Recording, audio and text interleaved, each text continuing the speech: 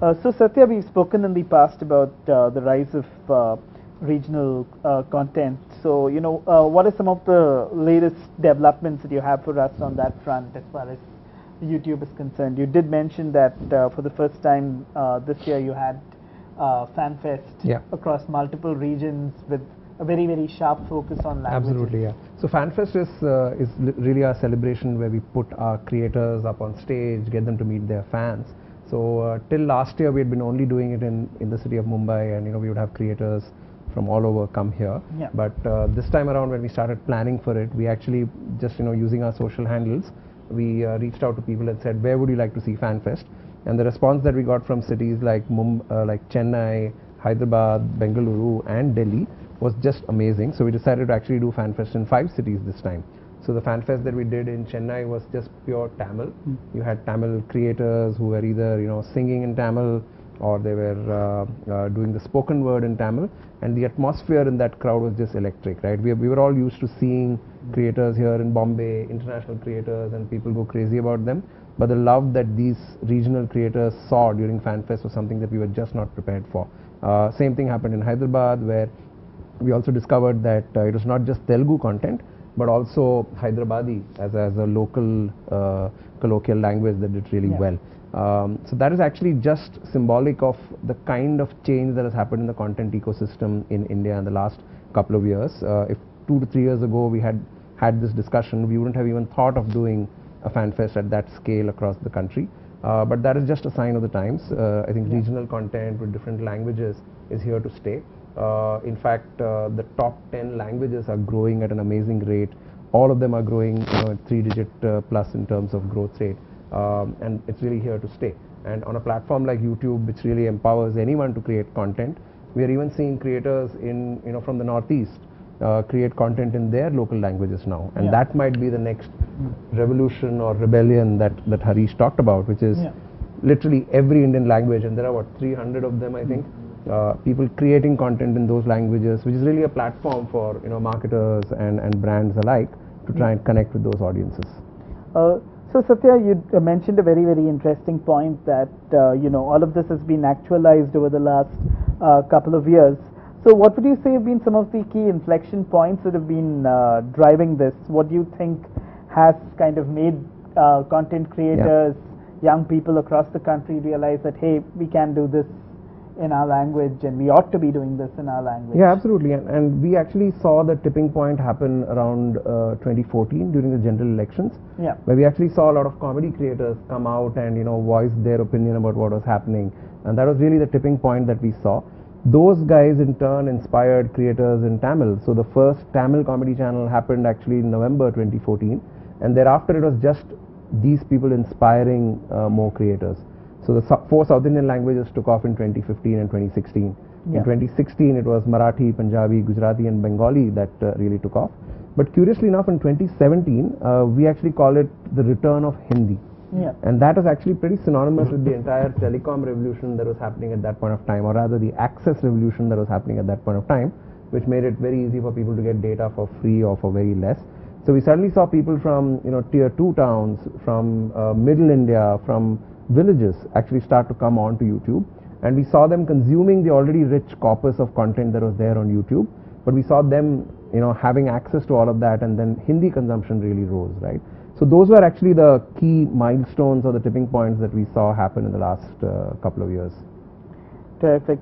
To just shift focus a bit, Madhukar, Ogilvy was one of the agencies that kind of championed the move to Hindi through the 90s. I guess that could be counted as the first wave of regional content in communication. So do you think enough has been done both from a creative and an insights point of view to account for regional tastes, preferences and appeals going forward? Yeah. I had an interesting quote from a sociologist which has stuck in my mind. It says, consumers globalize, people don't. Culture is very, very deep-rooted per se. And what has happened in the world of marketing and advertising in the last 25 years, we have Indianized stuff. So we have not taken global mixes and just rolled them out in this country. We've actually, and I'm looking from the communication point of view, we've Indianized it and done it. naturally, because large amount of planning in the last 25 years has been done at a national basis level, it has been driven by Hindi to begin with. And that's what you've seen in a lot of popular advertising that does happen in the country, because that's the way marketers have looked at it. They've done national level planning with boosters in particular states, depending upon particular categories or brands and where they are strong. Yeah. But I think now we'll move into the next wave, and what Satya says at two levels vibes very well with me. One part is the growth of regional content, regional language content. Yeah. And the second bit that Satya mentioned, that actually there could be markets and opportunities in languages itself. Actually, come to think of it, in India, actually India is United States of India. It's not one country. We've got at least 5 languages spoken by more than 60 million people, which is larger than the population of UK. They are all countries by themselves. This happened to be one country because in 1947 we were brought together. And that's the way marketing has planned so far. I would agree with Satya that as we go forward tomorrow, there is a great opportunity of getting more localized in even brand communication content, which goes back to your point of saying finding more local insights, tailoring mixes for local. Now that has been happening in some amount of products. For example, classically teas, for example, had leaf in the north, dust in the south. Very, very simplistic division that has taken place. Even a lot of other foods, you know, the more sour and bitter taste in the south, the sweeter taste in the north. So that's the most basic level that has been done. I think the opportunity of what Anuj and Harish mentioned gives a lot more opportunities of even tailoring products for those markets. As far as regional advertising is concerned, I think there are marketers who have already started doing some stuff like that. A couple of markets that stand out are Tamil Nadu and Kerala. Classically have had communication made specifically for those markets, with insights ridden in those markets. But yes, I think this opportunity will become more and more as people start unbundling India now, because when you've reached a saturation level at the national level, you know, the next opportunity wave is to say start unbundling and segmenting by regions, and that will, I think, will be the natural next part of it. I think the kind of content that Satya was talking about will be more and more encouraging and give a lot more confidence to marketers to do that. Naturally, we'll have to manage between business opportunity and the spends that happens to be put behind that, because otherwise when it was a television medium, you had money to do one big television and then dub it. I think those things will start changing as we go into the future. And just to add to what you're saying about regionalizing advertising, right? So we've just recently launched AdWords in Tamil, which now means that if you're a local advertiser in Tamil Nadu, so if you're a Nalli or a Pothys or any advertiser there, you could then, you know, just start advertising on the basis of Tamil AdWords, right? So, and Telugu will be next, and a lot of other opportunities will then open up. Anuj, in terms of regionalization as far as product is concerned, you know, you did speak about the fact that many of the cola majors are getting very, very desi in their flavor profiles in their recent launches. So just a few questions stemming from that. First off, what is the raw pressery take on this? Do you see yourselves getting regional in a big way? And one of the I guess big stumbling blocks so far, and this was something that I think Vipul from Pepsi had discussed with me, was that everyone knows what a Pepsi is supposed to taste like, whereas everyone has their own idea of what Nimbu Pani is supposed to taste like region by region. So how do you manage a kind of customized and at the same time, you know, a universal sort of product? Well, I'll speak about the industry first. I think there are certain brands like Paperboard which focus on the ethnic drink market. And I think it's best suited for them as they're positioned to do that, to do so. I'm not so sure what the intention of the cola majors really is, whether it's to just gather market share because they're losing something in carbonated currently, or is it really to fulfill a consumer demand?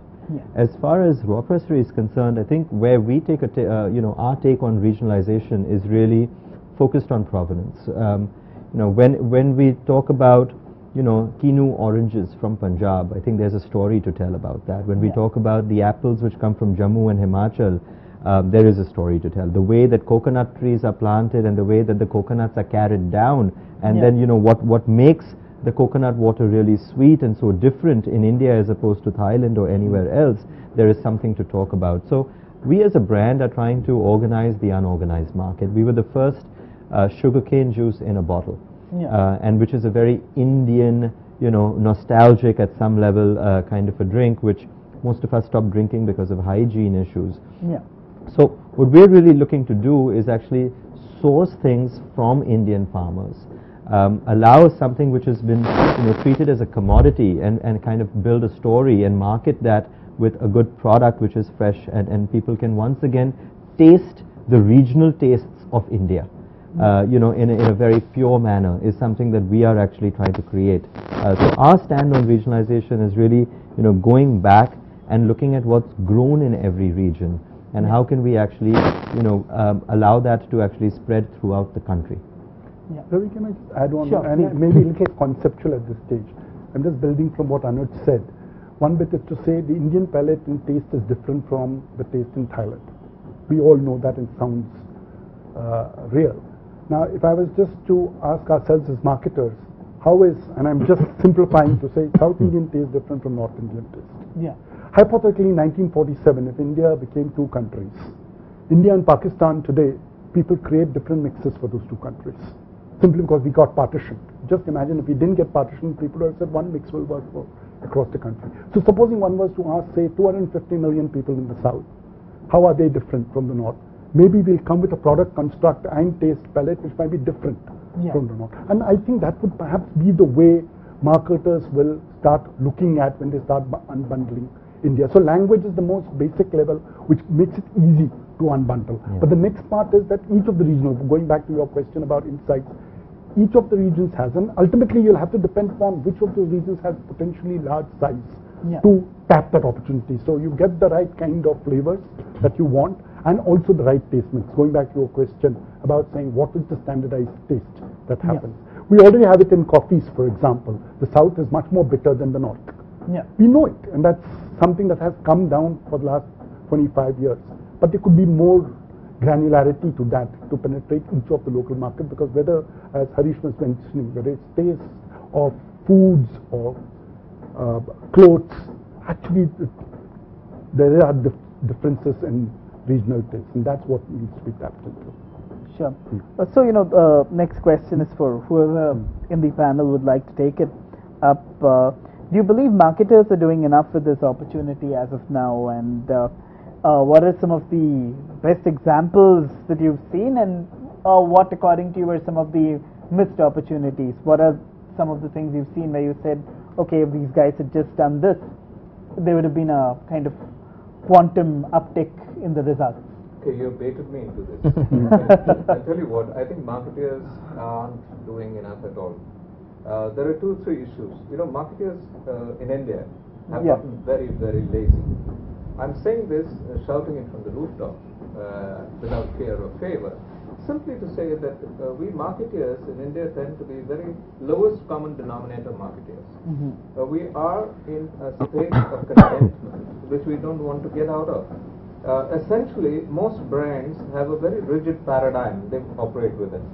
This is to say that I have a product, and my product will never ever change. So I am a colored, carbonated, sugared drink of a particular color, and I come in this manner, and my formula is a formula. It cannot be changed whatsoever. I come in a particular packaging, and I will not change that for whatever.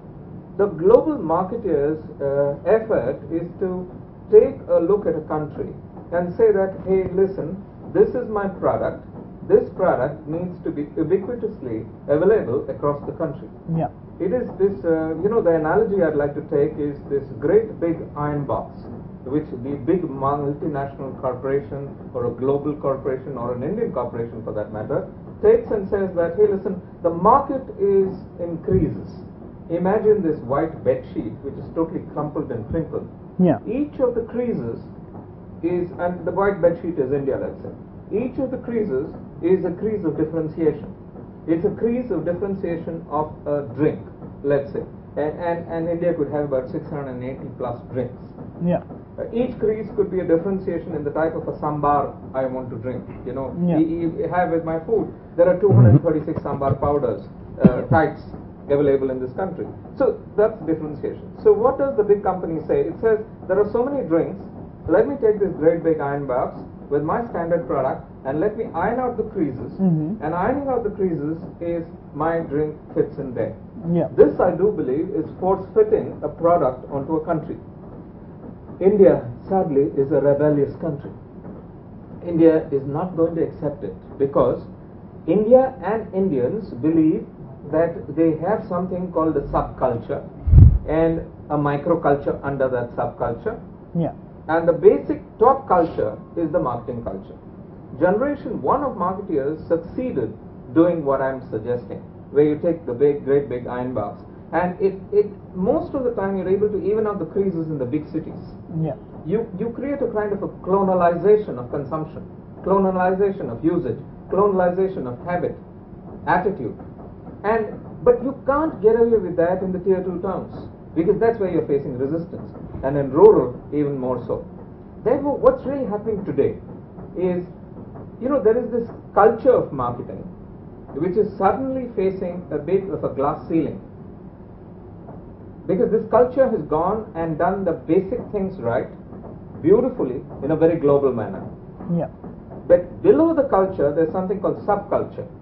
Marketing and marketers in India have not been able to percolate into the subcultures that exist. Fundamentally, it is because we operate within a paradigm of a business environment where we say, I am like this only. I am a corporate, I have a paradigm I have to operate within. Yeah. And that is the problem. And guess what? Below that are the microcultures. I'll give you one example, Sure. you know, just to get out of the theoretical formats. I do work with the IPL team, without naming it. Yeah. IPL is a classic example. Cricket is all about culture.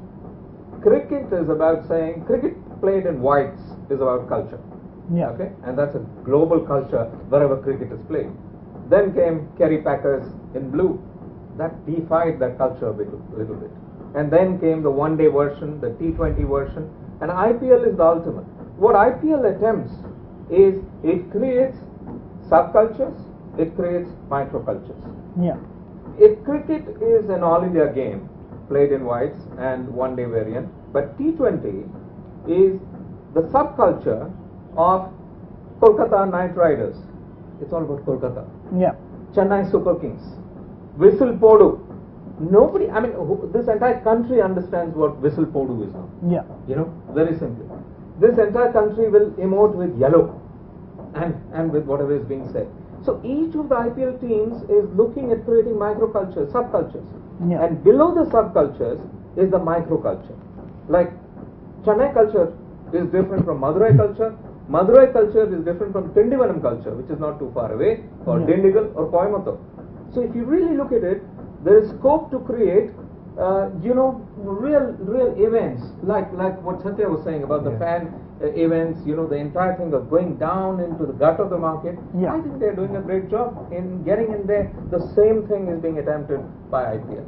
Now, please note, IPL is the biggest super success we have. IPL has broken the paradigm of cricket altogether. Yeah. And I think that, I have another example of politics. I won't go into it at this point in time, but if we do have the time, I'll come to politics. Yeah. Ravi, I think Harish is being a little harsh. I think he's being a little harsh. I think what I agree with him is that what has happened in the last 25 years is that marketers have got growth by touching the 250 million or 300 million cosmopolitan Indians to doing what he calls the lowest common denominator. But I think marketers are realizing that the next wave of growth is going to get deeper into culture. And I've got examples in my mind itself. For example, Asian Paints has now tailored stuff for Tamil Nadu and Kerala. Tata Sky has tailored products and communication for the four South Indian states, seeing opportunity out there. So I think marketers are awakening to it. Now, is it too little, too late? I don't think it's too late. Is there more that can be done? It can be done. It's a matter of evolution. It's a matter of marketers seeing, ultimately marketers are greedy.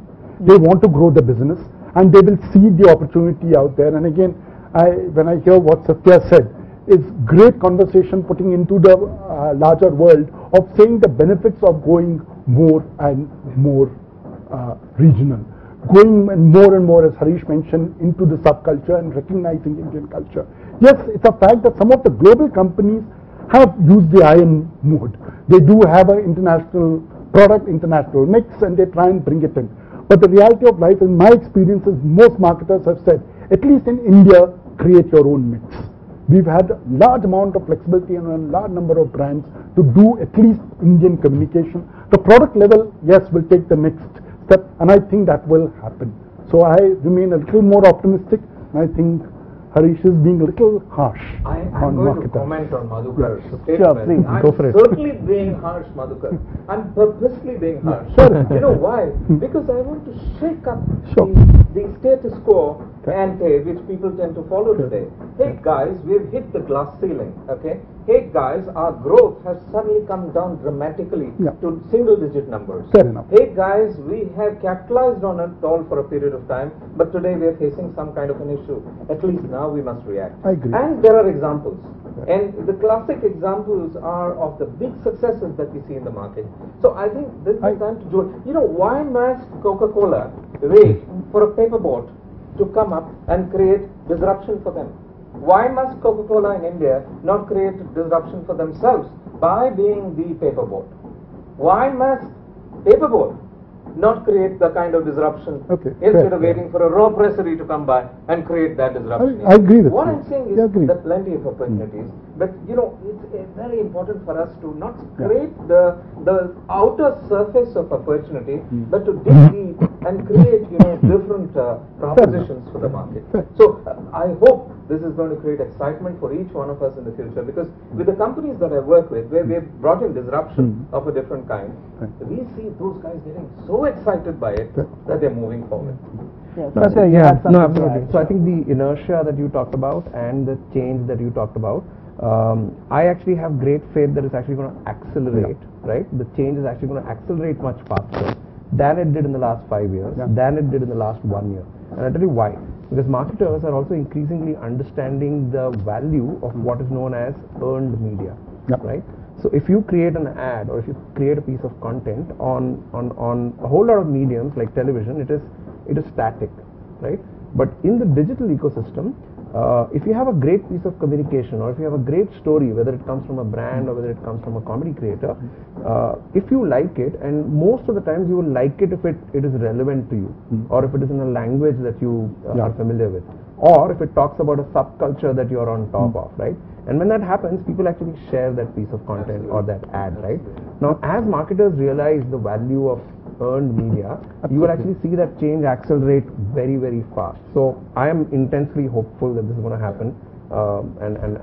And Satya, my own feeling, one of the things is the more data you pump into marketing world about this, it will give them more and more confidence. Because so far the only numbers they've got is from the television world, a big number, where ultimately there is a general feeling that dub karo TV commercial ko or daldo, it will get us the kind of salience.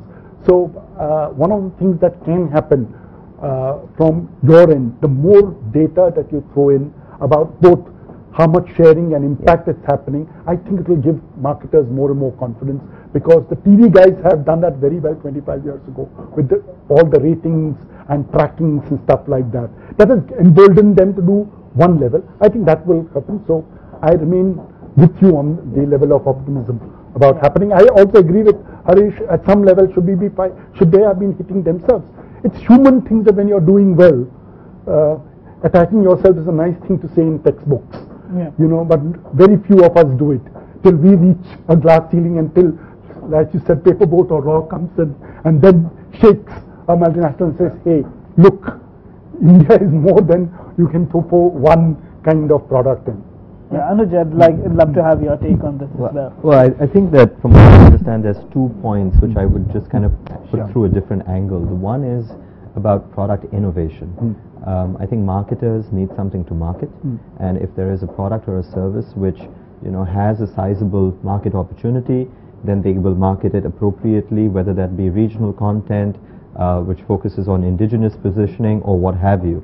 I think what we're really saying is that I think disruption is much like a a viral video, right? Everyone wants to create it, but you don't know if you're going to make it happen. But innovation is something that we begin with, and you know, one of the things that we understood at RAW, for instance, was when a Coca-Cola or a Pepsi, and you know, I think they've done a great job. Look, I think great brands survive for 150 years, and they've gone through wars and economies and things. So these are great brands that we're speaking about, and it's not for them. You know, while they're building a global brand and they're looking at, you know, mass demand, it is not their responsibility to do this. So why are they not doing it, according to me, isn't the right question. I think what we should focus on in product innovation is actually when large brands make products, they look at their supply chain, and they say that I have to hit so many stores, I have to hit this price point, it has to have an ambient shelf life, hence these are the ingredients that go inside, and that's what they do. And hence, you know, maybe they also focus on a market which is price conscious as opposed to being value conscious. Whereas when we make a product, when we innovate, we look at something which we call the demand chain. We say, what do consumers want? Let's go make that, and then let's actually innovate the entire supply chain behind to make that actually happen. And that's where exists today. And I think as that happens, marketing will change along with it. The second point, very quickly, is I think to Satya's point, which I agree upon. I think what has really changed, one of the inflection points, has been the digital world.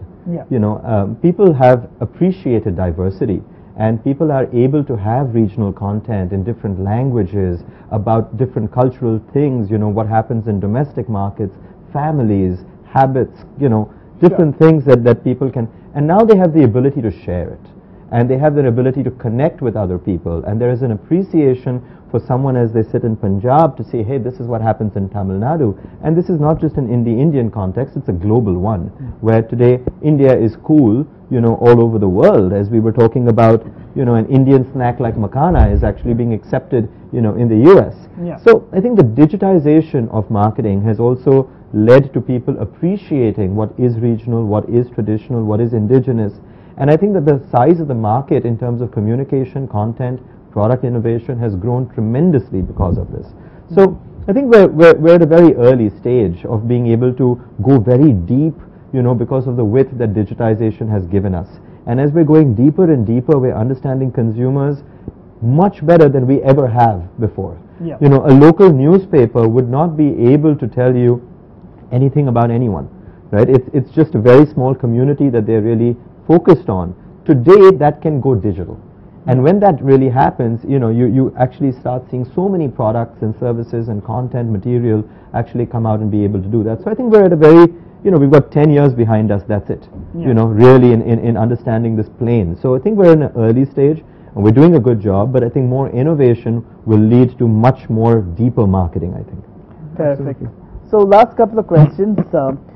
Given that a lot of the practitioners of marketing and advertising are predominantly from an urban background, what would you recommend they do to prepare for a more a world where regional is playing a far more important role than it has in the past?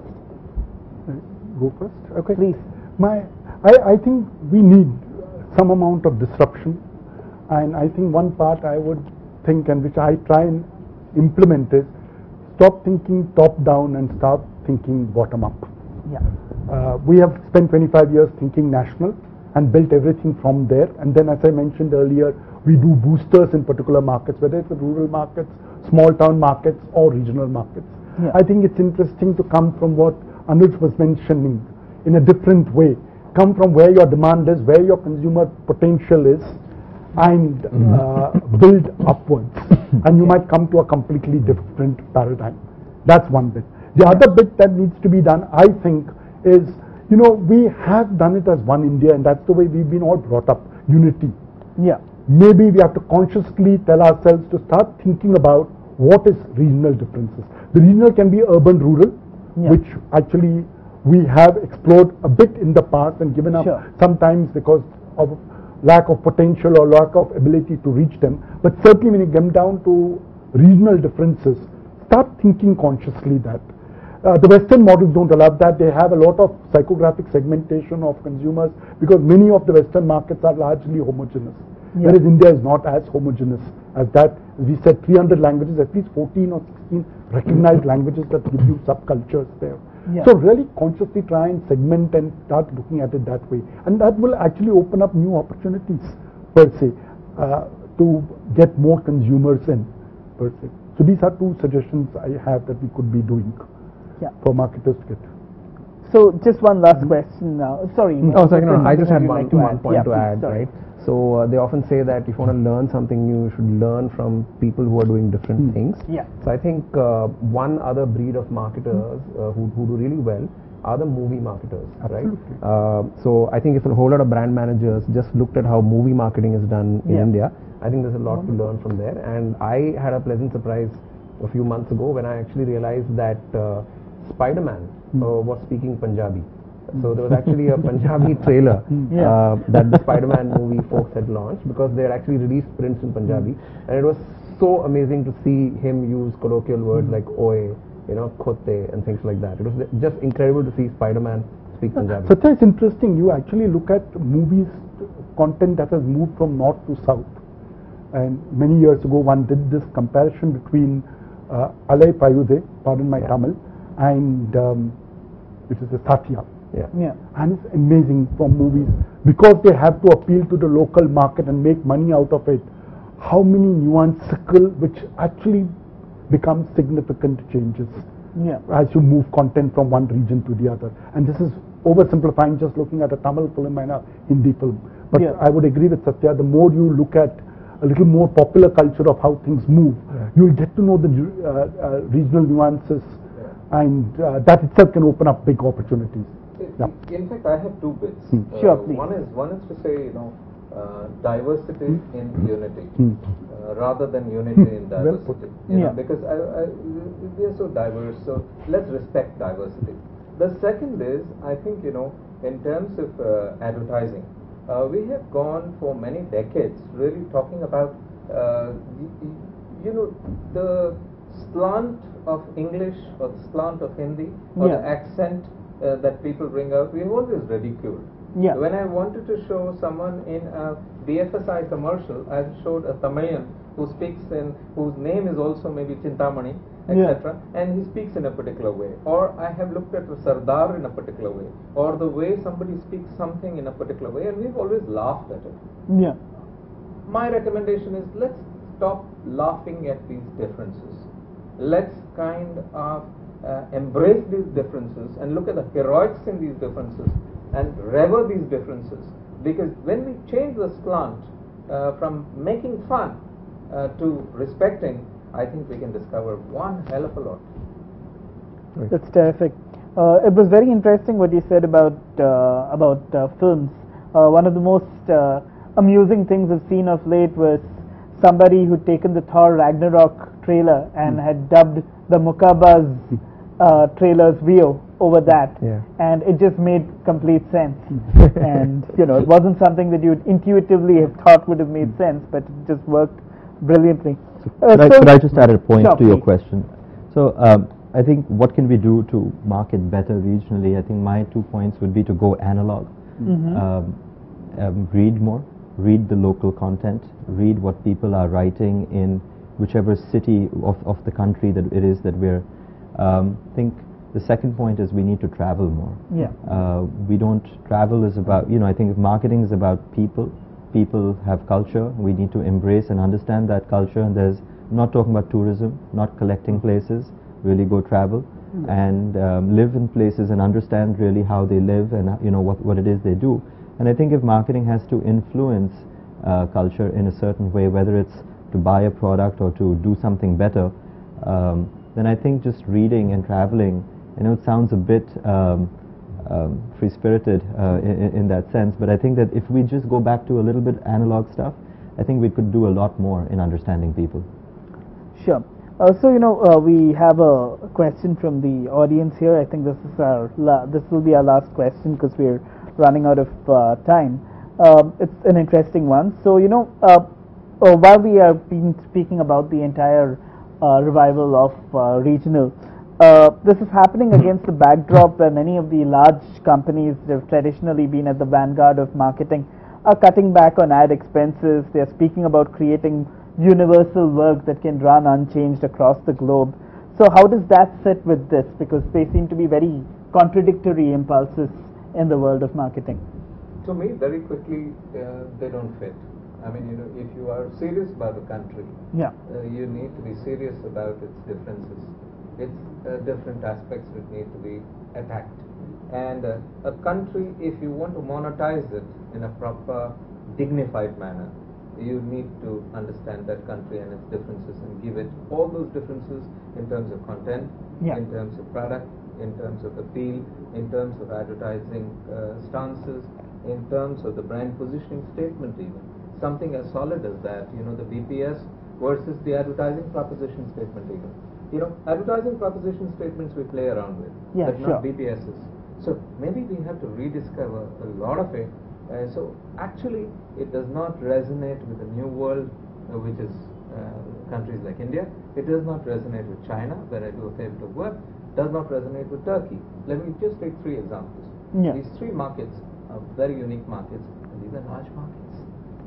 Personally, I would agree with Harish. And a place that, while it is happening and that's their diktat and that's the way they would like to do business, fair enough. One will respect it, but I would agree with Harish that if you really want to get into the culture, if you want to actually exploit a market or get the best out of market, I just think you need to go more local. In fact, my personal belief is that in India, the time has come to go more and more local. If we can go local, as I said, 5 languages spoken by more than 60 million people. And just taking as physical numbers, 60 million is quite a large. Satya's comment was saying a language can be a market in itself.